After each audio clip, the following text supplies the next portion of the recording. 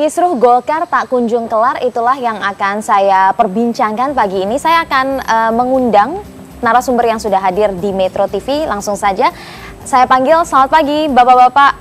Selamat bergabung di sini. Bung Boni Hargens, pengamat politik, dan juga Bang Refli Harun, pengamat atau pakar hukum tata negara. Silakan duduk di sini. Kita masih menantikan satu tamu lagi sebenarnya dari Golkar versi Munas Ancol. Nah, sebelum kita bahas lebih jauh, ada informasi pengantar berikut ini, pemirsa.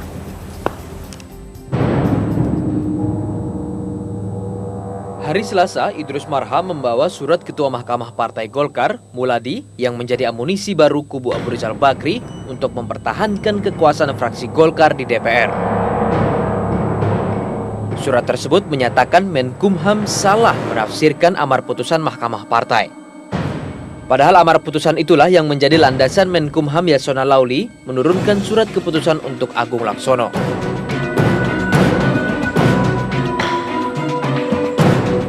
Hal ini membuktikan suasana kekeluargaan dua kubu yang tercipta di ruangan fraksi Golkar hari Senin tidak meredam perseteruan di antara keduanya. Namun kubu Agung Laksono tidak banyak bereaksi. Saya pikir dia hanya mengolor waktu saja. Mengolor waktu saja, siapa tahu petunnya itu diloloskan, dimenangkan. Artinya kita bicara negara hukum, hari ini berlaku hukum yang ditetapkan oleh Menkumham, berlakulah hari ini. Soal nanti 1 bulan kemudian, mungkin 1 minggu kemudian, atau bahkan 1 tahun kemudian, ternyata memang Agung Laksono dikalahkan secara hukum di pengadilan, dan Kumham mengeluarkan kepengurusan yang baru, maka kita harus mengakui itulah kepengurusan yang baru. Pimpinan DPR akan membawa surat-surat yang masuk ke Badan Musyawarah DPR. Bamus akan mengonstruksi surat yang masuk sebelum dibicarakan dalam sidang paripurna, termasuk surat perubahan personalia fraksi Golkar yang diajukan kubu Agung Laksono. Rapat pimpinan DPR yang berlangsung alot tidak menghasilkan keputusan apa-apa. Tetapi standing point-nya harus sama-sama dimengerti bahwa pimpinan DPR tidak memiliki kewenangan menentukan mana yang sah dan yang tidak. Ya, karena apabila itu disampaikan dalam paripurna sekalipun juga tidak dalam kapasitas pengambilan keputusan mana yang sah dan tidak gitu loh. Karena di paripurna kan menentukan keabsahan tidak bisa di voting kan begitu. Itu bukan ranah DPR dan juga bukan kewenangan dari pimpinan DPR. Persoalan siapa yang berhak menguasai fraksi Golkar bagaikan benang kusut. Kedua kubu bersikukuh membenarkan argumentasi masing-masing. Dan pimpinan DPR tidak melihat persoalan dengan jernih dengan menyatakan masalah ini bukanlah masalah Golkar semata. Baik pemirsa, langsung saja saya mulai perbincangan. Saya ingin ke Bung Boni Hargens terlebih dahulu. Melihat apa yang terjadi di gedung parlemen, konflik internal Partai Golkar dibawa berebutan ruang fraksi, begitu ya. Kemudian berebut juga jabatan fraksi, ketua fraksi dan lain sebagainya. Apa yang Anda lihat sebenarnya? Yang jelas ini kan konsekuensi dari keputusan Kementerian Hukum dan HAM yang mensahkan kubu Agung Laksono sebagai kubu yang sah di dalam kepengurusan Partai Golkar. Saya kira pengelompokan itu kan biasa dalam politik.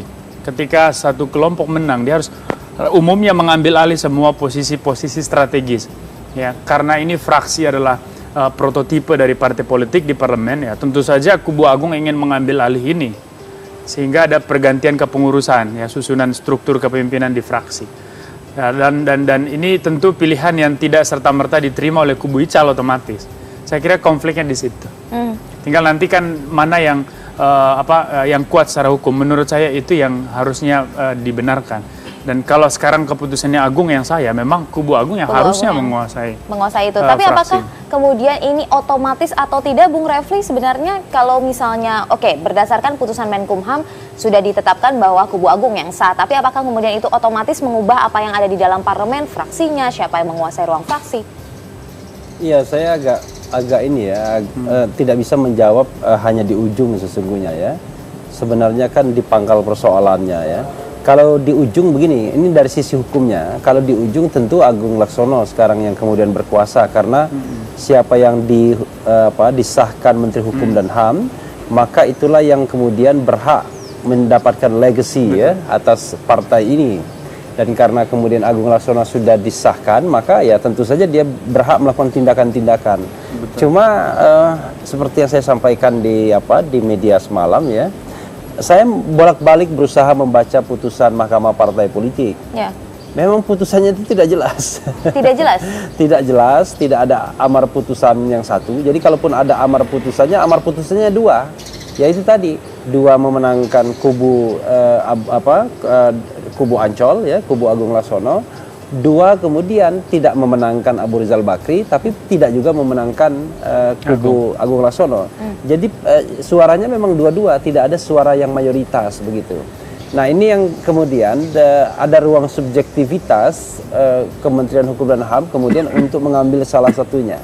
Sebenarnya kalau seandainya misalnya Menteri Hukum dan HAM tidak mengesahkan salah satu kubu, maka kemudian persoalan ini pasti tentu akan di pengadilan negeri dalam jangka waktu 60 hari dan pengadilan Mahkamah Agung dalam jangka waktu 30 hari. Jadi 90 hari, 3 bulan ke depan sudah akan selesai.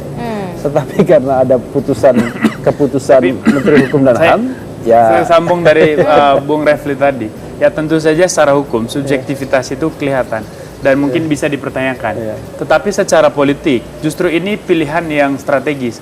Karena apa? Ya, karena mengambil keputusan itu. Ya, karena memang di parlemen fraksi Golkar harus punya sikap terkait kinerja anggotanya, soal pembagian peran di berbagai kelengkapan dewan ya, di komisi dan sebagainya. Ini kan harus ada pengorganisasiannya dan itu harus ada keputusan yang sah dari partainya. Nah, kalau partainya masih pecah, bagaimana fraksi bisa bekerja? Artinya ada konsekuensi politik dari ketidakjelasan ini. Maka keputusan Menkumham menurut saya lebih pada pertimbangan menjaga supaya partai ini masih berperan di dalam proses politik kebangsaan. Ya. Kurang lebih gitu. Artinya bahwa secara politis saya melihatnya justru keputusan itu harus keputusan yang ya memang harus diambil. Karena kalau tidak ini akan blunder sendiri di dalam, tidak bisa produktif. Ya persis. Makanya kan saya bilang silakan proses hukum kubu Ical juga silakan itu dilanjutkan proses hukumnya. Oke, tapi mekanismenya bagaimana? Saya akan bertanya langsung kepada Pak Agus Hermanto, Wakil Ketua DPR dari Demokrat. Pak Agus, selamat pagi, sudah bisa bergabung bersama kami? Selamat pagi, Assalamualaikum warahmatullahi wabarakatuh. Waalaikumsalam, Pak Agus. Pak Agus, jika kemudian ini masih menantikan sebenarnya kubu mana yang dianggap sah, bagaimana sebenarnya mekanisme yang dilakukan pimpinan DPR untuk mengambil keputusan terkait dua kubu ini? Jadi memang kita ketahui bahwa sesuai juga dengan Undang-Undang MD 3, susunan pimpinan fraksi dari salah satu partai politik bukan merupakan alat kelengkapan dari Dewan. Sehingga pimpinan tentunya tidak akan dan tidak juga memutuskan mana yang harus menjadi pimpinan di fraksi tersebut. Nah, sekarang kenyataan yang ada itu adalah bahwa ada dua surat yang masuk. Surat yang masuk yang pertama dari Pak Agung Laksono yang ingin juga melaksanakan perubahan. Ya, Pak Agus. Ya, dan satu surat lagi yang masuk, yang ingin juga dari surat dari Pak ARB, ingin melaksanakan perubahan susunan dari pimpinan fraksi Partai Golkar. Dua-duanya. Jadi kemudian surat ini masuk kedua-duanya. Tentunya sesuai juga dengan peraturan perundang-undangan yang ada. Seluruh surat yang masuk dibacakan di paripurna, kemudian disampaikan kepada Bamus. Dari Bamus, maksud kami sebelum disampaikan kepada Bamus dibahas di pimpinan dulu, kemudian disampaikan kepada Bamus. Ini sekarang mekanisme yang ada. Kemarin walaupun belum secara spesifik dibacakan dari awal surat yang masuk, namun di dalam interupsi di dalam sidang paripurna itu sudah dibacakan surat-surat yang masuk yang kepada pimpinan dan diantaranya perubahan fraksi Partai Golkar tersebut, sehingga secara resmi sudah masuk ke pimpinan, dan untuk itu pimpinan harus memproses sesuai dengan peraturan perundang-undangan. Dari rapat kemarin disampaikan bahwa ini juga harus disampaikan di BAMUS, di mana BAMUS ini juga terdiri dari pimpinan DPR, pimpinan fraksi, dan tentunya dengan beberapa anggota BAMUS. Baik, Pak Agus, Sehingga tapi kemudian pengambilan keputusannya di level mana, Pak? Kita tentunya pengambilan keputusan tetap sesuai dengan undang-undang partai politik. Yang memutuskan adalah partai politik tersebut, partai politiknya masing-masing. Kami semuanya tidak boleh mengintervensi ataupun mendorong-dorong daripada putusan dari salah satu partai politik. Baik, Pak Agus, jadi tidak ada aturan apapun begitu ya yang tertulis bahwa DPR bisa mengutak-atik atau mengintervensi apa yang ada di dalam partai politik sehingga harus diserahkan kepada partai politik, begitu ya Pak ya? Itu adalah struktur hukum yang betul. Baik. Sehingga manakala partai politik itu mengajukan, itu tugas pimpinan DPR adalah mengesahkan dan memberikan SK dari pimpinan fraksi tersebut. Namun sekarang ini ada dua, sehingga kalau ada dua, tentunya kita harus diproses sesuai dengan peraturan perundang-undangan yang berlaku. Kita harus dibicarakan di BAMUS. Nanti di BAMUS ada konturnya. Baik. Bagaimana yang harus dibahas di dalam paripurna yang akan dilaksanakan. Kalau di BAMUS itu adalah besok pagi. Mudah-mudahan kalau paripurnanya kalau tidak bisa sorenya ya kemudian minggu depannya. Baik, saya ingin ke anggota partainya sendiri meskipun tidak di DPR, tapi mungkin bisa berbicara soal ini. Pak Yoris Raweai juga terhubung melalui sambungan telepon bersama kami di sini, Wakil Ketua Umum Golkar versi Ancol. Selamat pagi, Bung Yoris. Selamat pagi, Kartika. Selamat pagi, Bung Yoris. Ini bagaimana ada kehebohan yang tidak hanya ada di dalam internal Partai Golkar, tapi juga dibawa ke gedung parlemen. Lalu bagaimana ini jika kemudian tadi pernyataan Pak Agus adalah bahwa sebenarnya partai politik sendiri yang seharusnya mengambil keputusan? Ya, itu saya pikir begini. DPR itu hanya dia melaksanakan kewajiban sesuai dengan undang-undang yang berlaku. Tadi Pak Agus Hermanto sudah ngomong bahwa begitu ada keputusan HAM, kami sudah melaporkan ke sana. Halo? Iya. Halo? Iya, betul. Silakan Pak. Melaporkan langsung hampir 2 minggu yang lalu kalau tidak salah, hari yang tepatnya. Dan kemudian pimpinan DPR pada saat itu yang mulai bermain politik dalam hal ini. Dan itu membuat persoalan partai Golkar sendiri itu menjadi berkepanjangan. Kami waktu itu sudah sampaikan begini, kalau kita mengacu kepada landasan hukum, baik itu ATIP maupun dalam MD 3 serta Undang-Undang Partai Politik, ya. Kepemimpinan fraksi di DPR itu tidak bisa tidak diatur untuk dibahas di dalam DPR, kecuali alat kelengkapan. Betul. Alat kelengkapan itu diatur. Nah, jadi kami waktu itu masukkan surat, mulai daripada proses pembacaan itu kan terjadi interupsi. Waktu dipimpin oleh Pak Wakil Ketua Fahri Hamzah. Nah, kami mendorong terus. Kemudian terjadi dialog, kami sudah menyampaikan, kalau DPR berpegang kepada undang-undang yang berlaku, maka sahkan saja.